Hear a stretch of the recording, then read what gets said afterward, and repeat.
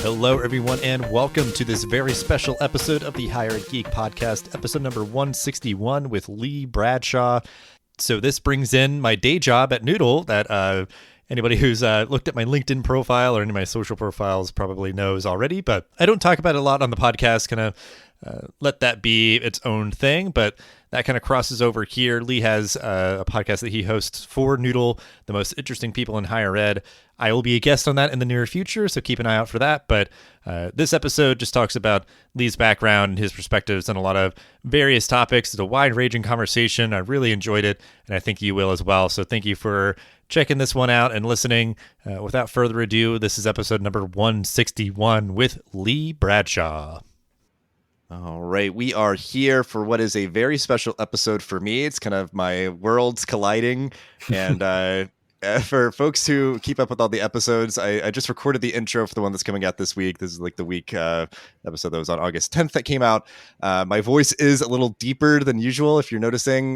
Good ears. I want to make sure we're able to get to this really special episode where, if you know me, I my day job is working at Noodle, and I do this podcast on the side. Noodle has its own podcast, and we thought it'd be really cool to do kind of a crossover episode. So I will be on an upcoming episode of the most interesting people in higher ed. So keep an eye out for that. But we are here today for the Higher Ed Geek Podcast with the host of Noodle's podcast, Lee Bradshaw. But we will start out as we always do. Lee, if you want to introduce yourself and give a brief overview of your professional background and how you got to be where you are today. Sure. Thanks, Dustin. And it's fun to have. It's fun to be on here. I feel like we Slack at work or email there, but this is a little more adventurous. So my background, I'll just start and say it's nowhere near as interesting as a lot of the guests on the show we put together at Noodle. But I'll do my best. So my background is mostly in startups, and almost all of those are in education technology. And one of them was my first company in college, which was a fitness company called FitNoke out of Virginia. We were the first partner of Fitbit back in the day when they were first launching their program. And then I heard about a company called Map My Run that was coming out that had some serious funding backed by some serious people. And I said, you know what? I'm 19. Let's try something different. I think I'm going to get swallowed whole here. We moved on, and then I reached out to some friends at Virginia Tech, actually, who were starting an education company. And that's kind of how I got into all this. We were starting a kind of a democratized test bank, which later turned into some of the pieces of Chegg. And then I went on to Unigo and got into the world of test prep. And then I was at 2U, John Katzman's last company before this one. And then about 5-6 years ago, kind of saw where the world was going, and it looked more like Noodle than it did any of the incumbents in this industry, and said, John, I'd love to work with you on this as you get it together and put it and launch it. And now it's been 5-6 years, kind of crazy. Yeah, and that's it. Yeah. Well, and I guess, do you feel like there's anything that just generally pulled you towards education technology or education in particular, just since you did start somewhere else, but if it was just sort of it happened to be the next thing, but you found that you really liked it, or just how that sort of came to be? Yeah. I mean, I've always had a curious mind, but I've not always been a great student. And it's kind of hard. It's kind of hard to say that on an education podcast. I love to learn. I just wasn't good at learning in group settings a lot of the time, and through traditional higher ed. And when I started to find out ways you could learn in a more dynamic setting or an online setting, I became kind of obsessed with the idea of being part of the solution there. So it was a piece of self-interest and a piece of the more I peeled back the onion, the more I saw there's a lot of good people doing this. And trying to work with universities or just work on stuff outside of the university purview. And I don't know, had a hard time leaving it. So it was self-motivated, I guess you could say. Well, and I think it's a niche enough thing to where if you get in and you're good at it and you enjoy it, then it's hey, you can stay here as long as you like, because it can be hard, for somebody who may be airdropping in with, who's never worked on a campus or with a campus or anything like that. Right. So yeah, I've just sort of observe that. But just so I think it's relevant to the conversation here, just super quickly, I guess kind of maybe the elevator pitch version, explain briefly what Noodle does. Obviously I know, but for everyone's sake, if you just want to give that context. I often think of Noodle not only as a network of top universities delivering online and hybrid education and all the things I think a lot of people know us to do as in the online program management space, but also we're a bit of a challenger. Like if you look at the history of what Noodle's done, we've said this is an industry we knew at an acute level or molecular level. We're going to change it into something we believe is better for higher ed and its students. And that was really the mandate. That was like, we're going to get into the details. We're going to explode it. And then we're going to build it in a way that we think is the best possible version of it. It being online education and public-private partnerships. And so like we are 500 people now. You and I are two of them, 500 people delivering online education with some of the 30 best institutions in the country, almost 100 degree programs and moving. That's all what we've produced. But I think it starts at the why.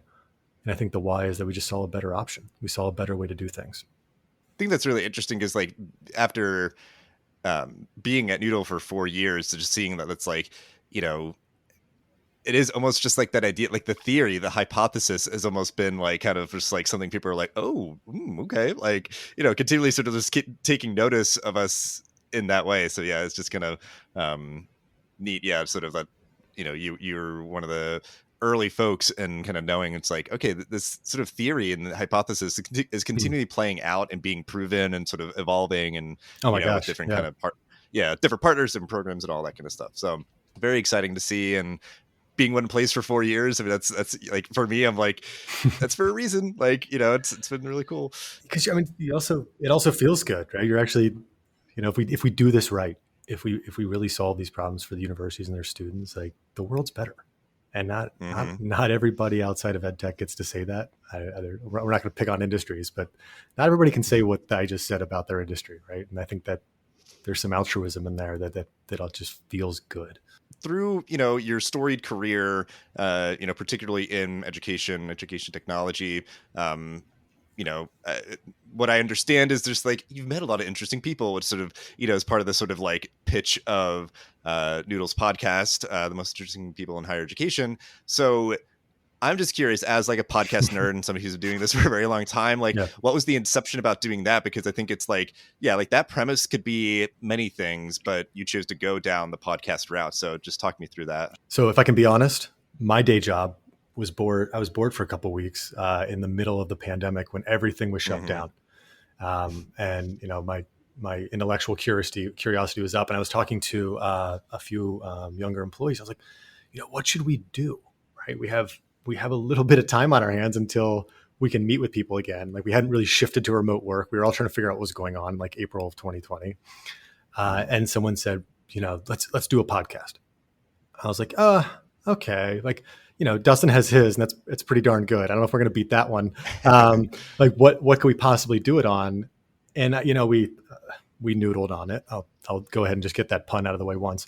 We noodled on for a little bit, and the more I thought about it, the more I realized it's not about necessarily education. It's not about Noodle. It's about the people changing higher ed, the people that are actually running it, the transformative people. And I, in my day job, I speak a lot with presidents, with provosts, with deans all day. And what I've learned in the not so professional setting, when we get to talk about our lives, is how interesting these people are. Their accomplishments, their accolades are one thing, but who they are as an ethos, and then who they are individually is fascinating. Like they have more complex backgrounds than anybody you've ever heard of. Not only are they published, but they are obsessed with salsa dancing, or they are concert pianist, or they were a former police sniper, or they almost bought the Grizzlies, the basketball team, or they were an economist because they saw the price of bread change in their home country of Turkey.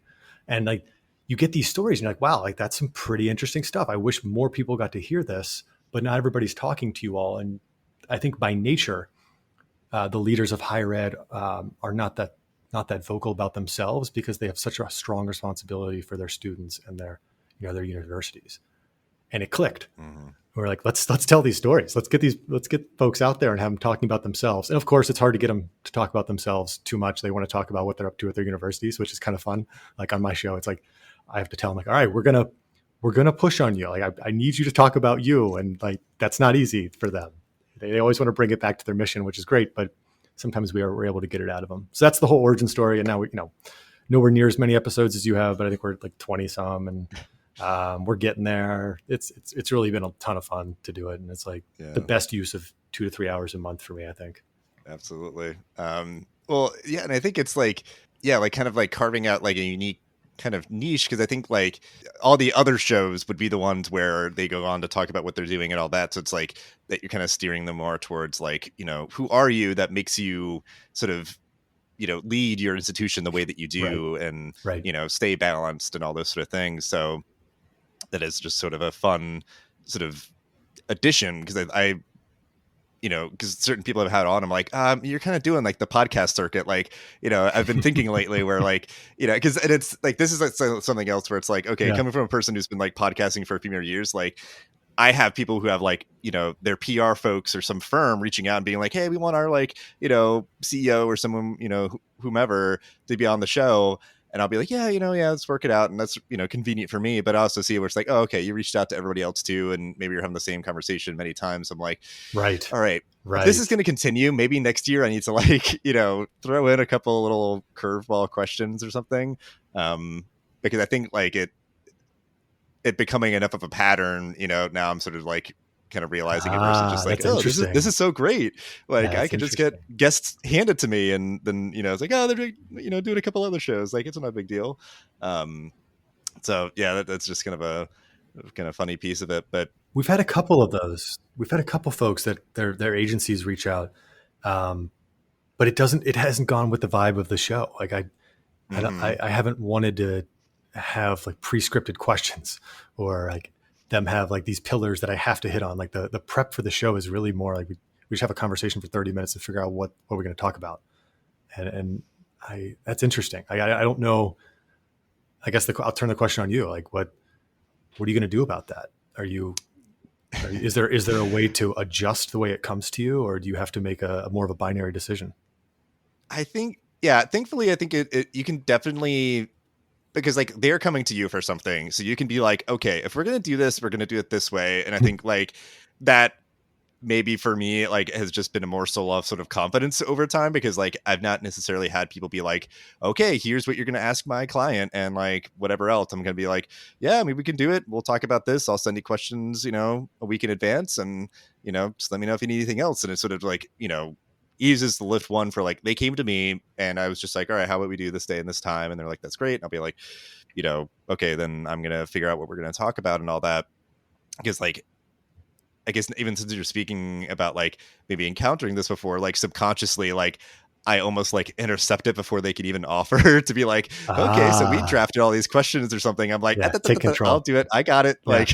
Like, so yeah, I don't think it's like a binary, because like it's just been so helpful to bring on a lot of diverse people, but still within education or ed tech, to have these people just being like served up to me, versus having to like what I did the first couple of years, like chasing people down and just being like people who I know, or those sort of things. So I'd never want to like turn off that spigot, but I am certainly at a point now where I'm like, I don't know, I've kind of talked about that topic enough, or, maybe next year, like sort of like kicking the can down the road, or just sort of like saying like, I don't know if this would be a great fit. So yeah, it's definitely like good that like, I think from both of our experiences, even like just different tenures of podcasting, having a very like kind of clear vision for what you want the show to be. And yeah, so it's just helpful, I think, to kind of distinguish too, because there is just so many like, what feel like sort of promotional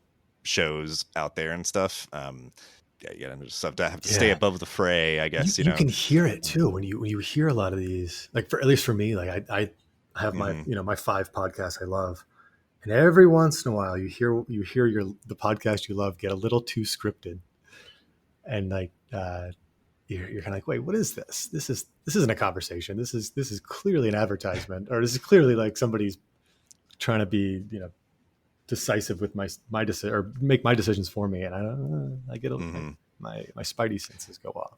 Yeah, and honestly, it's like, yeah, I've had some of my shows some episodes of my show like that, where it's just the idea of like how they prep, where it's like, okay, you prepped a little too hard. Like, you're Exactly. literally Yeah. reading off your notes versus like having it guide you. And then, I mean, at certain points for like podcasting, it's like, I guess it's different from like, like a corporate show. Let's sort of like, hey, it's our company putting this on. So it's just sort of like, within our control versus like, oh, this is like a content creator trying to like, make their living and all that, where like the people that have those like promotional stale episodes, I'm like, man, I hope you got paid for this. Cause like all they're doing is like running a commercial on your show, like just talking about like, hey, our thing does this and that. It's so great. And like, so yeah, well, and I guess this kind of segues to what I want to talk about is just like, you are new to all this and you've been sticking with it, like whether it's from sort of the production side or through like these conversations, obviously you kind of knew that these, deans and provosts and presidents had sort of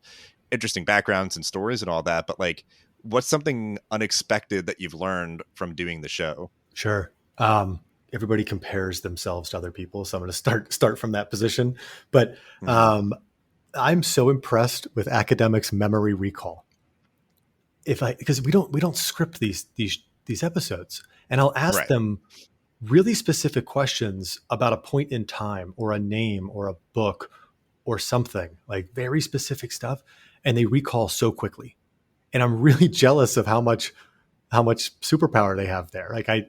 Like this forewarning, don't ask me too many specific questions about like my past or anything. I don't know if I can give you exact dates or names. So like, don't put me through that, but they can. And that's like it's a really interesting thing to experience when you're interviewing someone. I think a lot of people, if you're listening to the show, you might wonder like how much is scripted or how much did you let them know ahead of time? And I got to tell you, it's zero.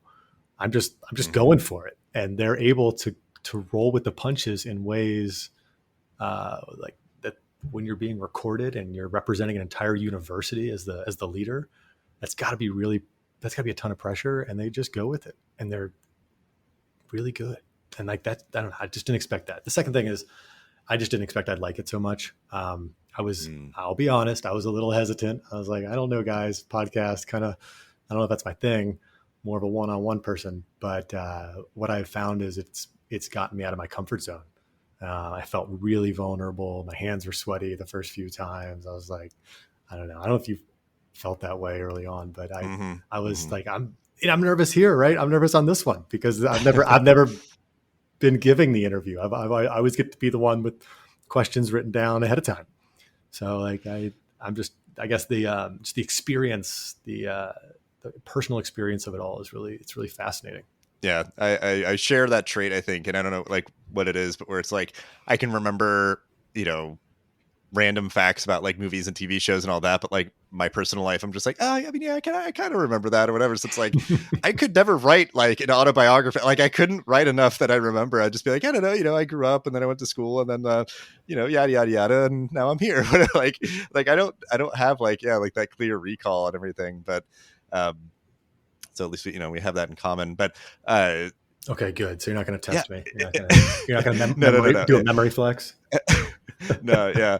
Well, and and I think that's so interesting too, where like, the idea that like you didn't think that it was going to be something that you liked, but you ended up liking it. Cause it's like, yeah, I mean, I was like so excited to have the opportunity. I mean, I was definitely nervous starting out, and sometimes depending on who I'm talking to, I can kind of fluctuate on, how I'm feeling, but, it reinforces for me. Cause like, certainly there's a lot of podcasts out there. There's a lot of noise on social media and everything, but like, podcast is a relatively light, lift or sort of, not the steepest learning curve to like get into it. And it's such a great like storytelling platform. Like it just feels a little bit more intimate than, other things. And like I feel like it hits for me too, like at the right amount of time where like most people are willing to listen to like, you could obviously like make super short episodes and they're really punchy. And then also like you can do it like up to like an hour. And I think most people are like willing to, sit with you for that versus like, yeah, a lot of people aren't going to watch like, an hour long YouTube video where it's like, it's the same conversation, but like, they're like, oh, I got to watch this the whole time. Or if they do, it's like, well, I'm just going to listen to it. I'm going to walk away. And it's like, you should have just did it as a podcast, I guess, because like, depending on is the video adding anything, maybe, I don't know. But Like podcasts, it's just like, it's just right. It kind of Goldilocks into like, it's going to be the right amount of time and the right kind of like delivery method for, yeah, like telling these interesting people's Exactly. stories. And something else I was going to mention too is that like you said, these people so often like don't showcase those parts of their lives, but I think it is so important for like generally for education, but especially for like the people who are part of that campus community to feel like their president, their provost, their dean is just like is a human being. Like they have a life and interest and all that. So it's like, yeah, they don't feel as though they're just these sort of like, you know, larger than life figures that are sort of inaccessible and, you know, whatever. It's you know, just humanizing in a way. And I think that that's such a like, you know, great part of sort of the storytelling that you're doing about these people's lives and everything. So, right. Well, higher yeah. ed, if you look at all of their CVs, right, it's your, how many times have you been published, right? The rate at which you're published, or where did you go to school? What was your PhD or EDD in? Like nowhere in their bios does it say, you know, what inspired you to pivot into higher ed, or what are your fears, or what was it like growing up in another country? Like that, it's just, it's not in their nature to put those narratives, those anecdotes, that stuff forward. It's like as a, you know, as an industry, it's more about your pedigree, I think, because by the nature of things, it is a pedigree producing system. Mm-hmm. And so they don't really have the opportunity, like until they speak on a stage or until they go on a podcast. It's often not about them. It's about, or it is about them. It's more about their accolades, not about who they are as people. Yeah, that's what. Yeah, I always just like, and even like with celebrities and stuff. Like when you really get a good opportunity to have that sort of like fireside chat kind of thing, where it's just like, okay, it's just you and me up on a stage, and yeah, there's like thousands of people in the audience or watching online or whatever. But it's just like, hey, let's just have a good conversation and like, you know, talk about the things that matter and that we can all kind of like relate to and stuff. So yeah, it's super cool. And so building on kind of the previous question, like, do you feel like there's a way? I'm just curious, like, because I know my answer, I guess that's what I'm sort of curious if you have one, of like how you think it's helped you in your day-to-day life professionally or maybe personally, but like, yeah, just obviously like you jumped in to get out of your comfort zone. Do you feel like it like gave you some sort of like professional or personal lesson about how to sort of navigate the world? Okay. So I'll lean on something my wife and I always say. So my wife, Alexis is Greek. And so part of the Greek community, there's like this idea of philotimo, or, you know, where Philadelphia came from, right? Like brotherly love.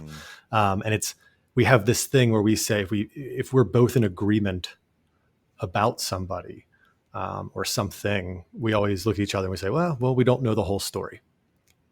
And that's allowed us, like, if we're both getting opinionated, if we're both like fixated on something, we're like, well, you know, that person might be that way, or that situation might have unraveled this way because of something we don't totally understand. And that is proven now by talking to folks more and more, and getting really like having hour-long conversations about them, is that you don't know the whole story.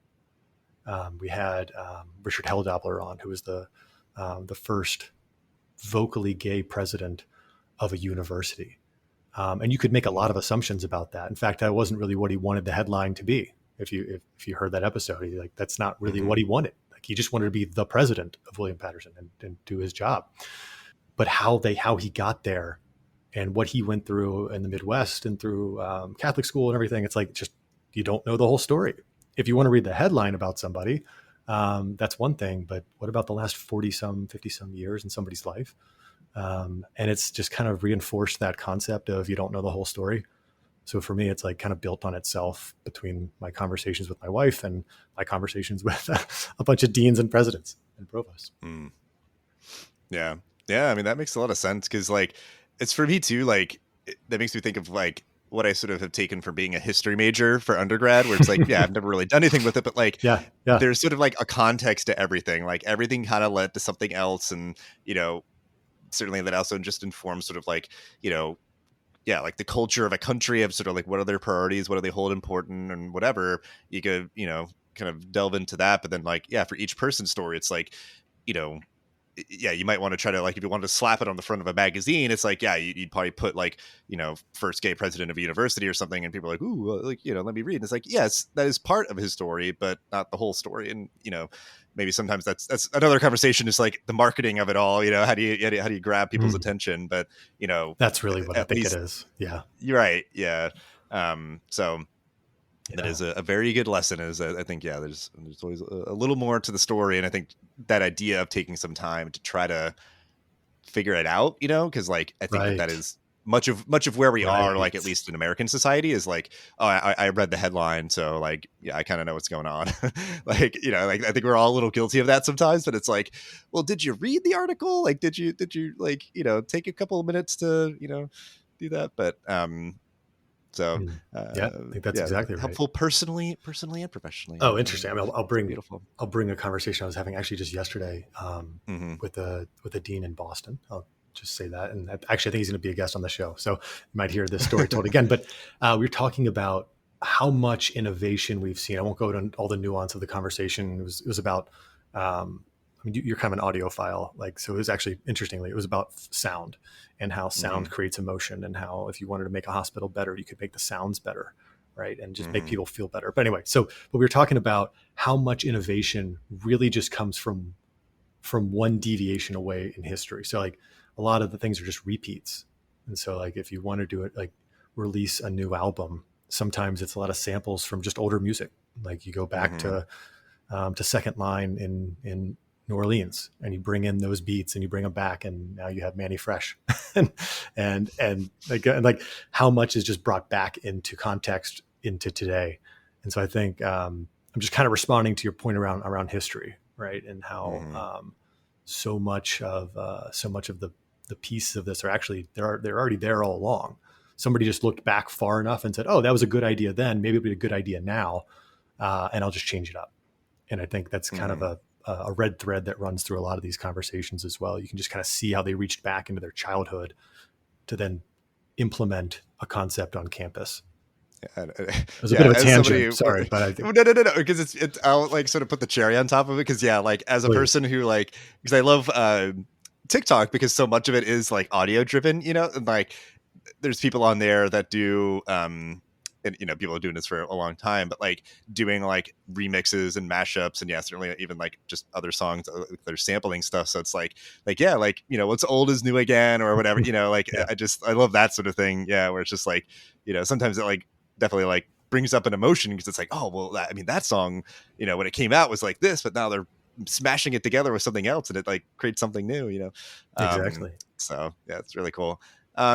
But as we're winding down, I feel like we'll kind of move on a little bit from like the podcasting conversation, but you know, it's a very turbulent time for higher ed. You have an interesting vantage point. Obviously, Mm. it's from, a storied career in education technology, working with universities and sort of looking out sort of, across the whole kind of ecosystem here. So I'll just give this question to you in a very general way. Take it as you will. What are you watching right now during this turbulent time for higher ed? That's a tricky one, but I'll do my best. So I mentioned early on, like my background's in startups, like, and that's a whole different conversation around why I just adore the concept of startups. But something I Mm-hmm. heard a while back, I think it was Sean Parker, the guy who started like Napster and then went on to Facebook. But his thing was like startups are like chewing glass. This is actually pretty disgusting. I'm just going to preface, like, just get ready. But it's like chewing glass. Eventually, you just learn to taste your own blood. Um, and it's kind of taught a lot of people that are in such turbulent places, as startups often are, um, that it's never as good as you think and it's never as bad as you think. It just is. And so, like, if you look back at 2021, when everyone was saying, "Oh, well, it's all going to be about courses online, like short courses online that stack, and it's all like, oh my god, everything's booming. Oh my god, everything, it's all great. It's all great. Everyone's going to want to watch a bunch of content." And now you're seeing stock prices change in a lot of those Mm-hmm. companies, and you're seeing a push towards degrees again. And now the question is, oh, are we going to see a recession or degrees coming back? And if you can stay out of the frenzy of it all, life's a little bit more peaceful. And I think, yes, it's turbulent, but it's not as bad as we think it is, and it wasn't as good as we thought it was. It just is. And as long as the trend lines are watched. As long as tuition doesn't outpace inflation, or as long as we prepare P&L statements for the birth dearth that's coming in higher ed, as long as there's some sort of an intentionality behind it, I think we'll be okay. And the other piece of that, higher ed's naturally a pretty self-critical group, right? You defend your dissertation, you don't pitch it. And I think there's a lot of self-criticism right now on higher ed that adds to it. And so, yes, we're seeing enrollment changes. Yes, we're seeing a lot of external pressures on higher ed and its public-private partnerships. But I think the macro trends are more important to watch than some of these like here and now things. And so, like, it's kind of a nebulous way or kind of an abstract way to answer the question. I'm not too specific on it, but my general approach is like, let's not freak out here. Like, let's do what we can to control what we can control, be determinate in our outcomes and our mindset.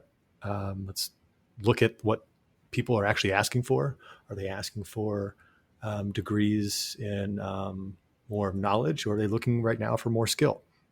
And what does that mean for higher ed's approach and not creating, skilled workforce, but more knowledge thinkers? And are we okay with a bit more of a shift towards the former? What do you think? Is that too? Yeah. I mean, zoom in on any of that? Like, you want to be? We're going to be punchy. I can be punchy too. Yeah. Well, no, because I think that is interesting. Is like, you sometimes see just different startups or different things where it's like they'll just like get a bunch of money. Because I think like it's one of the things where I think higher education is getting more global, and I don't think I've ever heard anybody say it, so I don't even know how to pronounce it, but like the Indian company Baiju, I think, where like they were getting all this money and like acquiring all these other companies, but then like they got sort of like smacked with reality, and like, I feel like it's like, well, yeah, maybe they'll survive, but then it's like they lost all this like sparkle and stuff that was like grabbing headlines, and it's just like, yeah, like it comes down to almost like sort of like that like boring side of it of sort of just like, okay, like, are you focused? Are you staying the course? Are you like noticing the trends, seeing what happens and taking your cues versus like, yeah, like people who are just like leaping at the first thing that kind of comes by and is shiny. And it's like some of them, and like very few of them, I think, have that work out, and other folks it's like, yeah, you like threw all this money, you hire all these people, but then you have to lay people off, or like, all like just all these, because I think that's what's like interesting to me is that like education included, all these tech companies, like they're a lot of the ones that are grabbing headlines with like these huge layoffs. And I very much respect organizations that like stay lean for as long as they can, and like almost like hire to the work better versus like, they just clearly got too bloated too quickly. And then, yeah, as your valuation drops or whatever, you're like, I don't know, 20-30% of our team has to go immediately. And it's like, I still can't understand as sort of like this layperson of like, I've never been in those sort of rooms and those conversations. I'm like, man, did it really just sort of like slip through your fingers that quickly? Like you really just, I don't know. Like, so I think that is the headline, is like navigating this like turbulent and very sort of like, sort of unexpected time, like, I don't know if anybody has a super clear idea of what's coming next, but like, yeah, like there's a reason why these higher institutions have stuck around for as long as they have. And there is always going to be value in a 4-year degree, but the way that people get them is going to change, I think. So like, yeah, it's like, let's find where we can be helpful and not to get too caught up in the trends. Cause I think like, especially in higher ed, like it's probably going to take a while to like really like set in. So, cause I'm starting to see, and I'd love to talk with somebody about it, but like, the idea of building a meta university, in VR. So I've like seen people talking about it, but then I'm like, no one's talked about, I was like, so are you sending headsets to everybody? Like, how is anybody getting here into like, to be immersed in your virtual reality? Because it takes expensive hardware and a pretty good computer to like actually do it right, and not be like, well, actually you're just doing it on your web browser. You're just sort of like, it's like a point and click adventure, but it's like our campus, but virtual. Like, so everybody kind of talks about like all the potential. And I'm like, yeah, but like, what is it going to take to get there? And are you taking all these people's money? And like, several years from now, yeah, like VR headsets are cheaper or something, or like I just want one person to say like, how is everybody getting into this virtual reality? I listened, I was like 2 or 3 podcast episodes and nobody actually said like, yeah, so like our old computer lab's going to get turned into a VR lab or something, like I'd be like, cool, thank you. Like, that's all I wanted, but they didn't get there. I don't know why. I mean, I like to think of myself as a bit of a technologist and futurist. So I'm a fan of VR. Yeah. I think I've, as a a person that's used it plenty myself, I think it's a lot of fun. But starting with where do we put the VR? It's the wrong place to start. What are you trying to accomplish? Right? Or do you have a solution in search of a problem, or do you have a real problem? And like, I think that, again, general statement, but I think that's really where we need to start. Is like, what are we trying to accomplish here? Is it attention issues? Is it like people can't focus, and so we're going to force them to be inside of an environment? Is it practicum and clinical practicum? We don't think we're getting the results we need, and so we're going to apply it here. Like, starting with the why and not the what. In a lot of these cases, seems to be a better approach. Or else, to your point, like unless we're gonna start putting things where they shouldn't be, and you're going to have unintended consequences all over the place. Well said. So we have our kind of standard final 2 questions. So we always like to just give kind of a shout out and sharing resources, whatever kind of feels relevant to you, any articles, books, or anything that you want to share out that we can put in the show notes. Sure.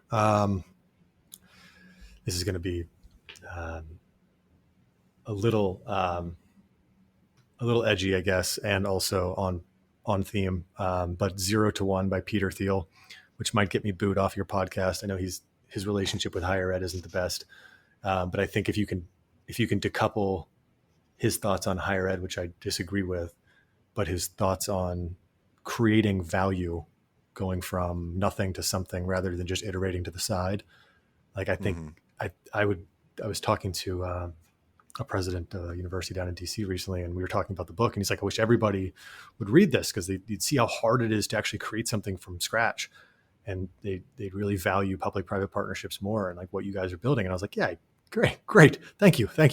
But I think there's something in there that Peter Thiel has written about in that book in particular, about getting things stood up. Since I can't just name one book and it can't just be a pop culture technologist, I think the Teddy Roosevelt trilogy is like a must read. The Edmund Morris series, it starts like the rise of Theodore Roosevelt, and then there's Theodore Rex, and those are just great. It takes you through the whole lifespan of somebody who did a lot of great things, and it also speaks very highly of higher ed early on in his career, and so that's a good one. And then I'll end with I don't know if it's associate dean or whatever it is. Have you seen the Twitter account that's just like the associate dean or ass dean? I think thing. Like I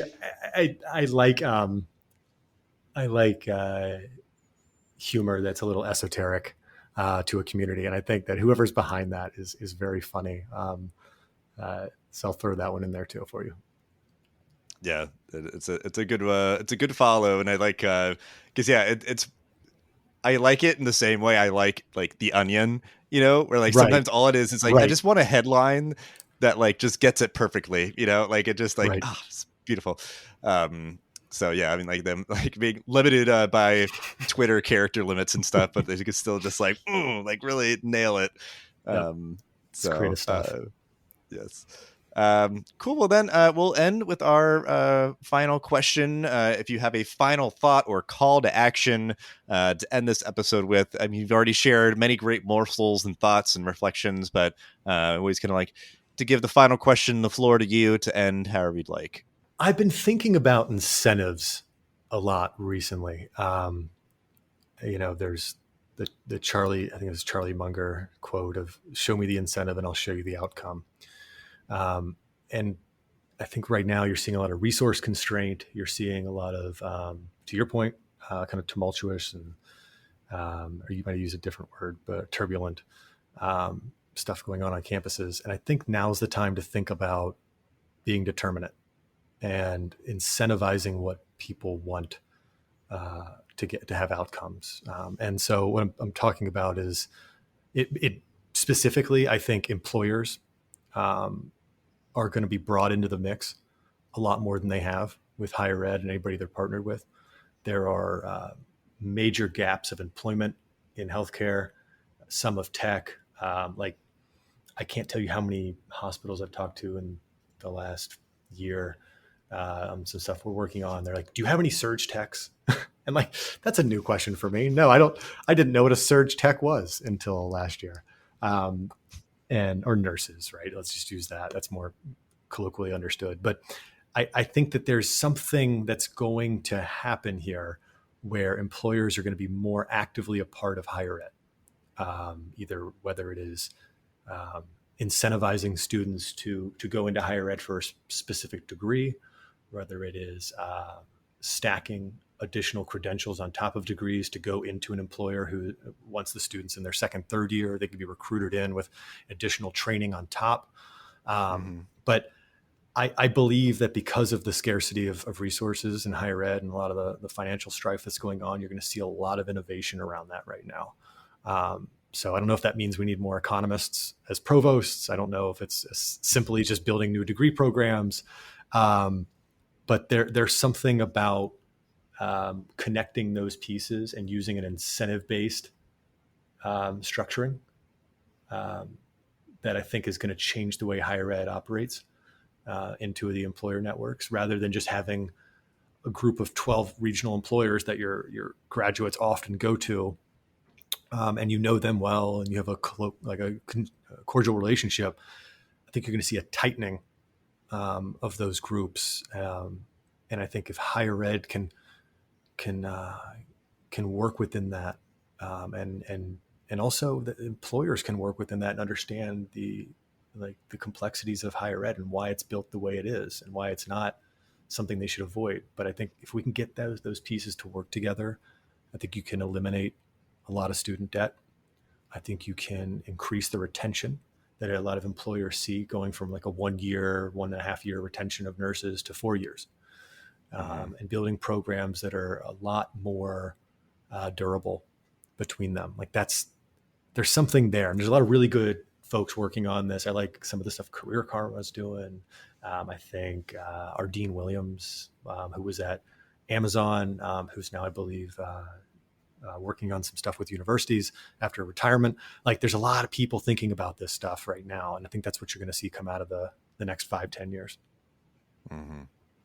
Yeah. Well, and I feel like sort of my final thought on your final thought, is like, because I think this is what you're saying, like it kind of goes both ways of sort of like, okay, you work at a place, if they need you, if they need you and or you want to further your education, how can they, be supportive of that through money and also like time? I feel like, because I think trying to fit education and working together. So it's like, okay, well, how are we delivering this education? How is your employer supporting you to get that education through like money and time? And then like, yeah, like for, a student who's like, studying to get their bachelor's straight out of high school or whatever, how can we get them into a much more clear pipeline to like, what that employer needs when they need it to, like get nurses in the hospitals like quicker or things like that. So it's like still just sort of like kind of trying to configure those two sides together and have it kind of flowing both ways as